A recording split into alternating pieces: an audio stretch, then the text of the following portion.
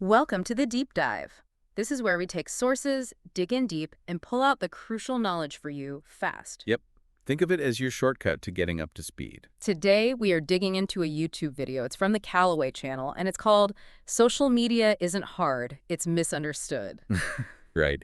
And our mission today is really to get past the surface level stuff. We want to uncover those key shifts, those non-obvious learnings about how social media actually works now for growth and, importantly, for monetization. Yeah, not just the usual tips.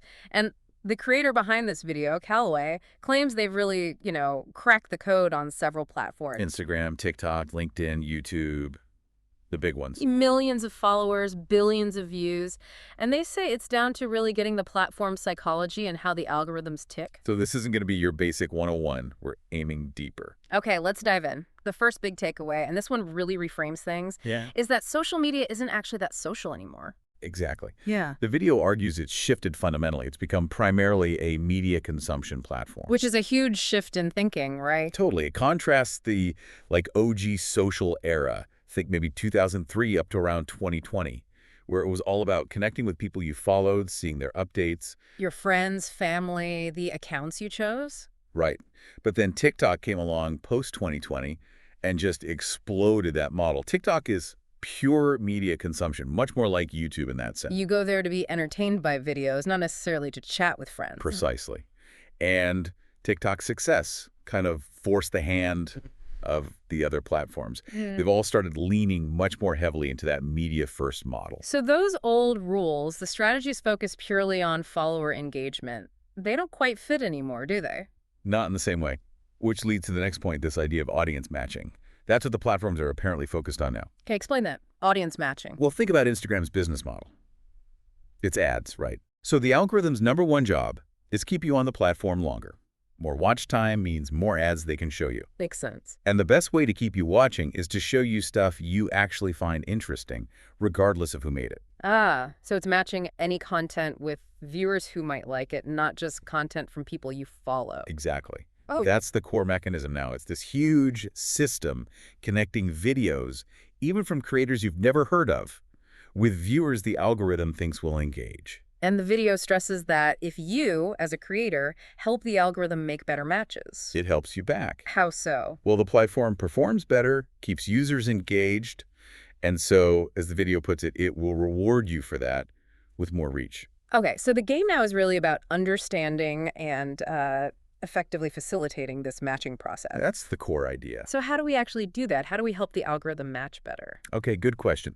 The video gets tactical here. It says the algorithm needs to figure out two main things. What are they? One, what is your video actually about? The topic. And two, who are the people likely to be interested in that topic? Right, topic and audience. So first tactical step. Be, and this is their phrase, militantly focused and disciplined on your topic selection. Militantly focused. Okay. Yeah. Pick one topic per channel. Stick to it. Don't try to cover your love for, say, vintage cars and baking and crypto on the same feed. Because that just confuses the algorithm about who to show your stuff to. Precisely. It muddies the water for that matching process. And how does the algorithm actually figure out the topic? Is it hashtags? Less than you might think, according to fun. the video. The real tactical secret they reveal is that algorithms lean heavily on video transcriptions and captions. Wow. Okay, so the actual words you say in the video and write in the description are key. Super key.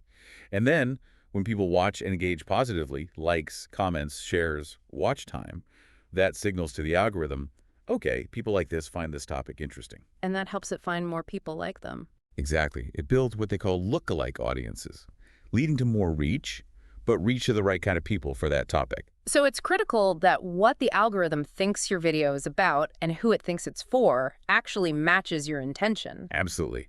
The video even suggests, look at your last 20 videos. Yeah. Is the topic consistent? Is the target audience clear? If not, that might be your problem more so than, say, fancy editing. Interesting check. So what's the prescription then? Create a solid block of content, say 30 to 50 videos, all hammering home that single topic. Focus on solving problems or answering questions for that specific audience.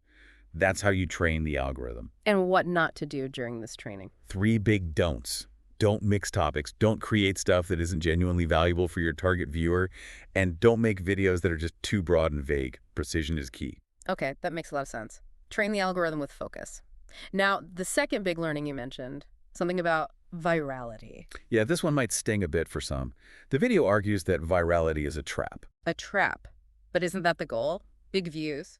Well, it depends on why you want the views. If it's just for ego, maybe. But if your goal is actually building a business, monetization, Yeah.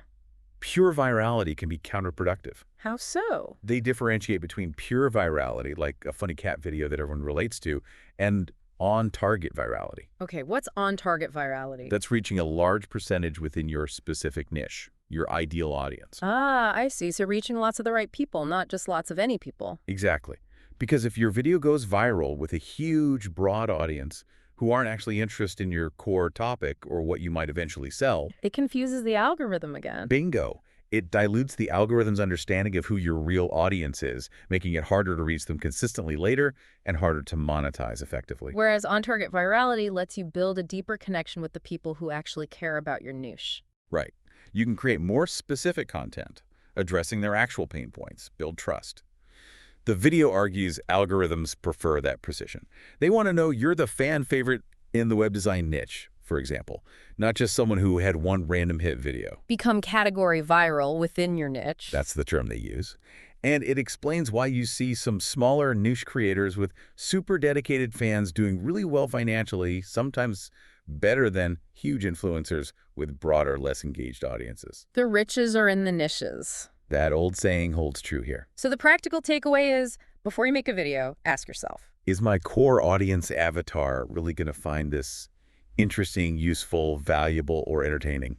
If the answer is no, even if you think it could pop off more broadly, maybe don't come out of it. focus on serving the niche first. Right. And they mentioned a tool, SandCastle's AI, that might help with scripting for that specific on-target goal. We can link that. Okay, cool. Let's move to the third learning. This one's about platform strategy. Yeah, and it pushes back against that common advice to be everywhere online. Oh, interesting. I hear that all the time. Post everything everywhere. Right. The video argues that trying to be active on every single platform at once often just spreads you too thin. It's counterproductive. So what's the alternative? Focus. The video suggests you probably already have a gut feeling about where your ideal audience actually hangs out. Is it Facebook, YouTube, LinkedIn, TikTok, Instagram, .x? Probably one or two main places. Exactly. So pick one hero platform where your target customers are most concentrated. Yeah. Add email to that, always build your list. Yeah. And then focus just on that combination. For how long? They suggest giving it a solid 6 months. Just the hero platform and email.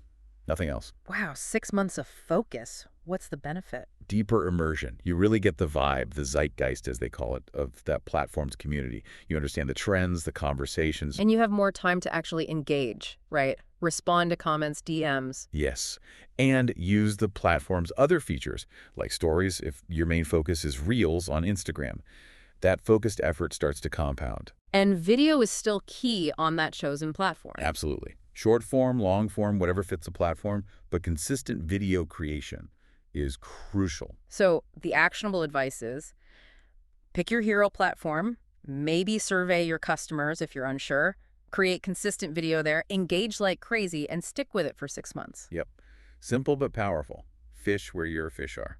Love that. Okay, number 4. This sounds intriguing.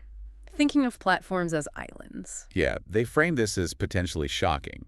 The idea is to stop thinking about your social media presence as one connected ecosystem. But isn't that the whole point? Yeah. Get people from Twitter to YouTube to your Instagram? That's the common advice, yeah. Yeah. Build that web. Grr.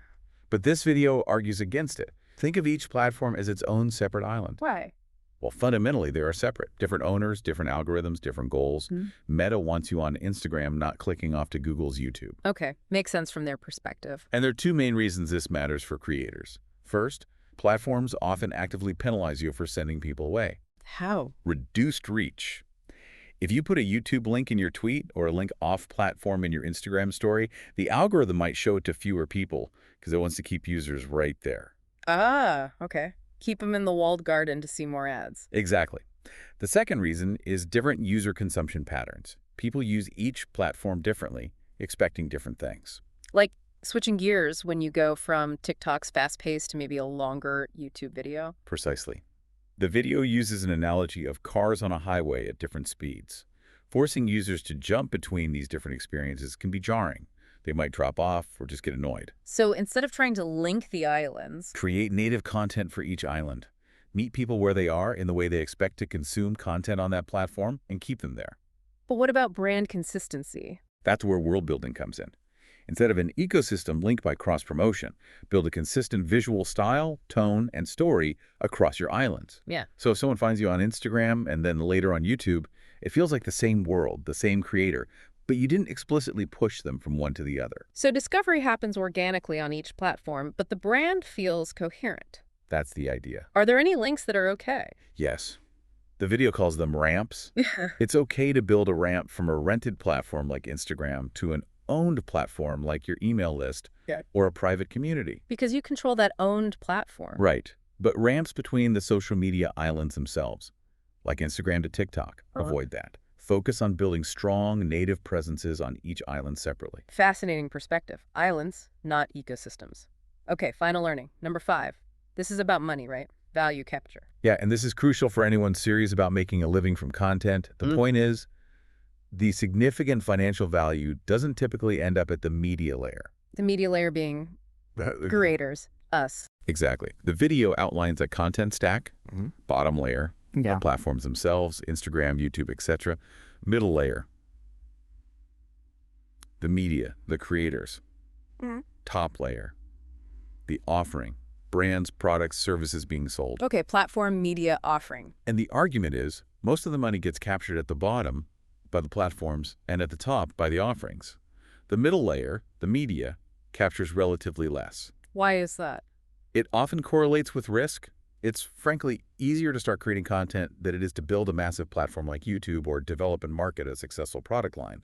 Less risk, often less direct value capture. So relying just on AdSense or brand deals, which are media layer income, might have a ceiling. They can, yeah.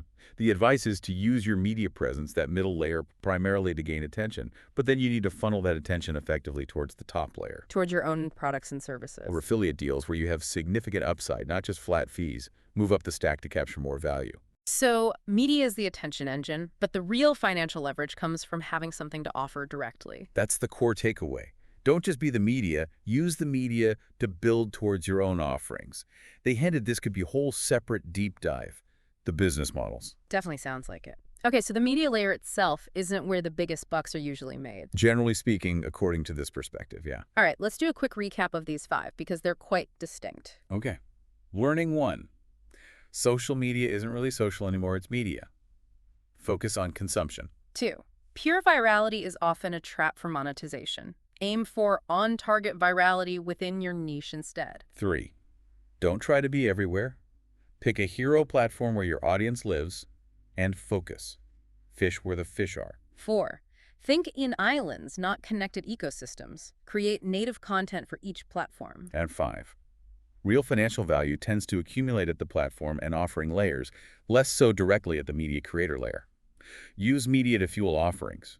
And drilling down on that first point again, because it's media, that means consistent single-topic content is key, right? Absolutely, with clear captions and transcripts to help that algorithm match effectively. And for monetization, that on-target virality from point 2 is the goal. Reach the right people deeply. Point 3 reminds us, focus on that hero platform. Don't spread yourself too thin. Point 4, build those separate but coherent island worlds.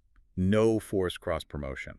And finally, point 5, leverage the attention from your media to build your own valuable offerings. That's where the bigger potential lies. And they did mention some resources like that Sandcastles tool for folks wanting tactical help with video creation itself. We'll link those up. Great stuff. Well, thank you for taking this deep dive with us into Callaway's take on modern social media. Some really counterintuitive ideas there. Definitely food for thought. And for you listening, we're curious, which of these non-obvious learnings really hit home for you? Which one makes you rethink your own approach? Yeah, does the islands concept change how you see things? Or the view on virality? And maybe a final thought to chew on. How does understanding these shifts, media over social, audience matching, the value stack, how does that change how you look at the content you consume every day, or maybe even the content you're thinking about creating? Something to mull over. Hopefully this deep dive gave you a useful shortcut to understanding these pretty crucial concepts shaping the social media landscape right now. And if it sparked your interest, definitely check out the original Callaway video for the full context.